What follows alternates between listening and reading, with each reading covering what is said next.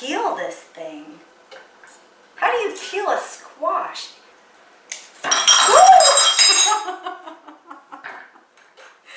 Slippery little boogers. Hello everyone, and welcome to another edition of Rocked It or Flopped It. I was looking online and I found this recipe. It's called Healthy Low Carb Sweet Potato Casserole Recipe. And I found it on wholesomeyum.com, and they're using butternut squash instead of sweet potatoes. Okay, so here's what you're going to need for this recipe. You need your butternut squash, and I'm going to chop this up into cubes in a little bit. I have a medium head of cauliflower here that I've chopped into little florets. And then the recipe calls for butter, but I'm going to make this dairy-free and see how it turns out. So I'm using butter-flavored coconut oil instead of butter. We have cinnamon, garlic salt, pepper, the sweetener. So I use this wholesome zero sugar. And also pecans. One thing you're going to make sure that you need is a food processor. So now we're going to dive into this butternut squash. I feel like I'm carving a pumpkin. Not exactly sure how to do this, but it says peeled and cubed, so I'm thinking I have to slice it down the middle somehow.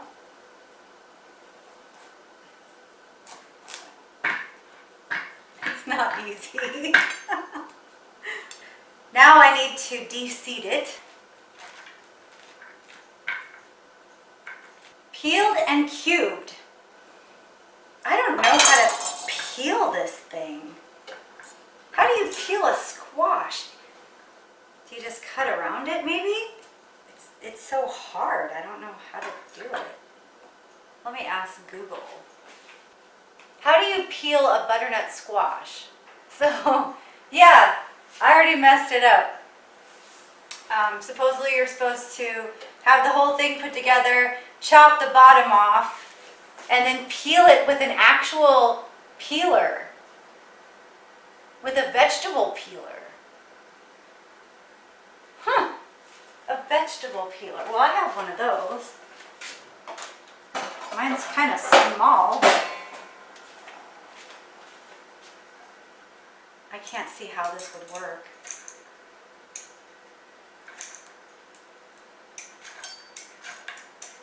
But maybe it will. Okay, so before you cut your squash open and take the seeds out, peel it first.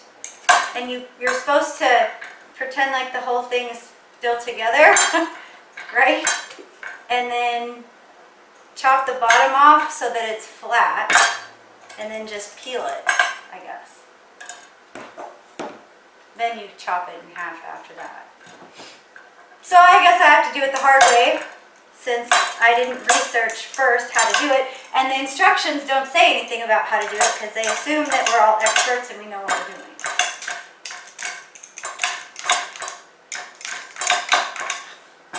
This is very difficult. Okay, so faster you go, the easier it is, right? Maybe. I think I just should have bought peeled squash at the store. I think that would be a lot easier.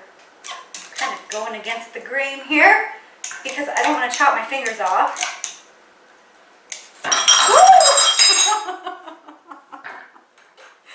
Slippery little boogers.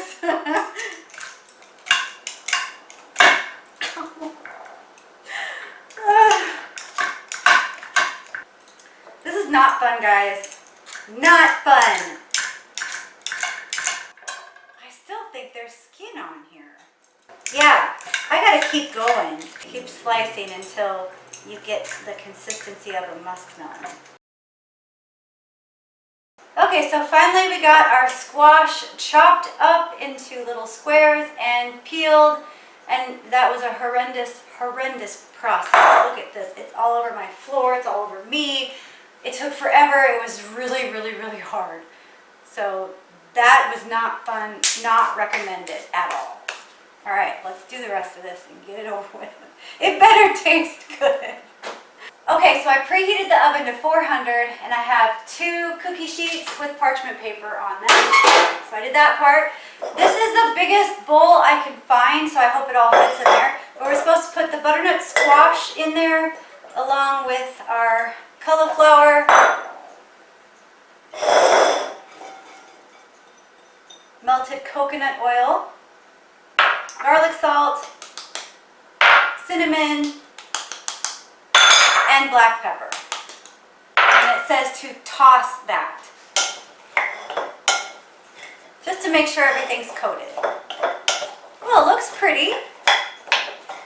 Next, we take one of our baking sheets and we want to arrange these vegetables in a single layer. So we just have to divide it into two baking sheets. Okay, so now it says to roast these in the oven for 30 to 35 minutes and rotating the pans halfway through until they are very soft and golden. I don't know, rotating the pans, I would think you'd want to rotate the vegetables or stir them up a little bit so that they get cooked evenly on both sides. I guess that's how I'm interpreting this.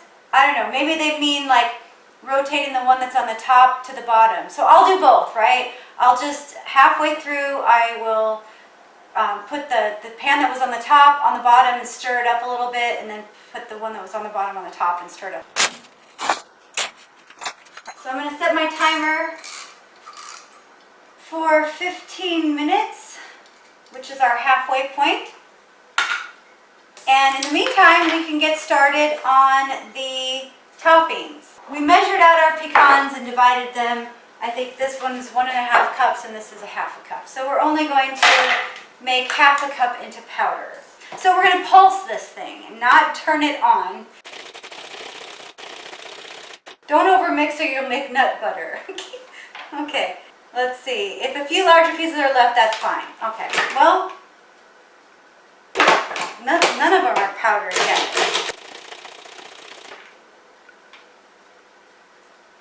I think that's close enough because they're starting to kind of feel buttery and oily, and once the nuts release their oils, then that's when it turns into nut butter, and you don't want that. So these are very close, so I might have processed them too much. So I better stop now while I'm ahead.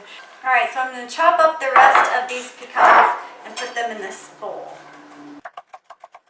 Add all of the nuts together in a small bowl, and then also add the cinnamon, garlic, salt, and butter, and I believe the sweetener. So we add all of these ingredients that we've already measured out. 1/3 cup, that seems like a lot of sweetener for the butter. Yep, okay. So I'm going to mix all this up first, then I'll put the butter in, or the coconut oil, I should say. That should make it all stick together. That looks pretty good. Okay, so our timer just went off, so I'm going to stir those vegetables around a little bit. So I'm going to just take one out at a time. Just stir it around a little bit. Make sure they're back at an even layer. Otherwise they won't cook properly. Then I'm going to put the bottom one on the top and the top one on the bottom. Set my timer for another 15 minutes and check it at that point. So I think I finally understand what they're talking about, this single layer. I guess you got to read the instructions very carefully. They say if your pans don't fit in the oven side by side, you can try a single larger pan or roast them in batches. But either way, make sure the veggies are in a single layer. So I think I need to move these side by side instead of having one on the top rack and one on the bottom. I don't know. That was confusing to me. I guess I don't understand. See, mine aren't going to fit, so I don't know. Mine aren't going to fit side by side, and I don't have time to roast them for a half an hour separately. So I'm just going to have them one on the top rack and one on the bottom rack, and we're going to just see what happens. Okay, so now our timer went off, so we're going to check and see if the vegetables are soft. So I have a fork here, and I'm going to try to poke it in and see See what happens. Oh yeah. So the squash is soft, and the cauliflower, I can poke that just fine. Yeah, these are plenty then. So don't turn the oven off, they say. So what we need to do now is puree them in the food processor until smooth. So I don't really know what they were talking about when they said make sure the pans are in one layer. I don't think it matters because they cooked just fine. I wouldn't worry about it. And I always stop and scrape the sides down. So I'm not quite sure how pureed they want it, but this looks pretty good to me. This is what this looks like. I'm going to put this into our casserole dish. Now it doesn't say anything about greasing the casserole dish. All right, time for batch number 2.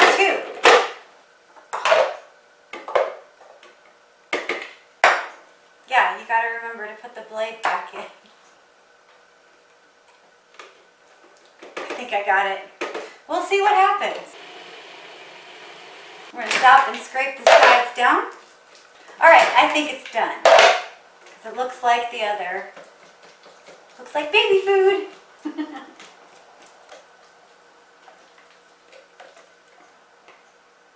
There we go. All right, so we're going to stir in the sweetener and the coconut oil. Try to get the top smoothed out. This really didn't make a lot, so I'm kind of surprised. So they say you're supposed to taste it to see if it needs any salt or pepper. So I'm going to just take a little thing here and taste it. That's really good. I don't think it needs anything else. It's really, really good. So next we're going to sprinkle the pecans over the top of this and pop it back in the oven for about 20 minutes. I think this is going to be more like a dessert than a side dish. But the nice thing about keto meals in general is that it doesn't really matter if they're classified as a dessert or a side dish or a main course, because they're all pretty much, you know, low carb, sugar free. So really all desserts are not really even desserts. We're going to pop this in the oven and I'll be back in 20 minutes to check on it. Okay, so our mock sweet potato casserole is done and I let it cool for about 15 minutes and now I'm going to try it. The whole house smells like roasted pecans. It is so, so, so good. It smells delicious. And the good news is it didn't stick to my pan. So it's very hard to cut. It's all just mash, like puree. So I don't know how to make it look good on a plate. But now I wonder if it tastes as good as it smells. We'll find out. Oh yeah.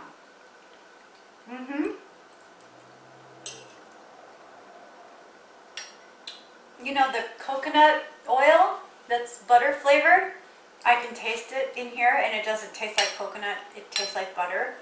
So it does taste really buttery. And the pecans are nice and perfectly toasted, crunchy. They're like candied pecans with the sugar in there, the sugar substitute. This is delicious. It tastes just like sweet potatoes. I can't taste the butternut squash in here. I can't taste the cauliflower. No, I would have never known that those ingredients were in here.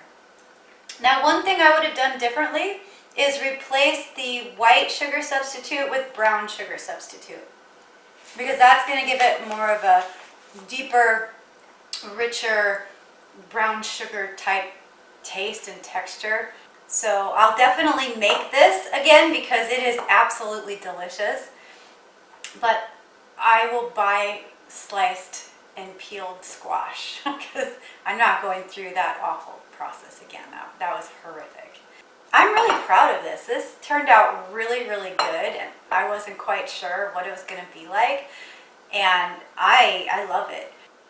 Hey, if you guys like this video, show me some love. Give me a thumbs up. subscribe to my channel. If you make this recipe, please comment below if it worked out or not for you. And also comment whether you think I totally rocked it or totally flopped it. And share with your friends so this recipe can go around. I really think it's worth it. It is absolutely delicious. Okay, that's all for now. See you later.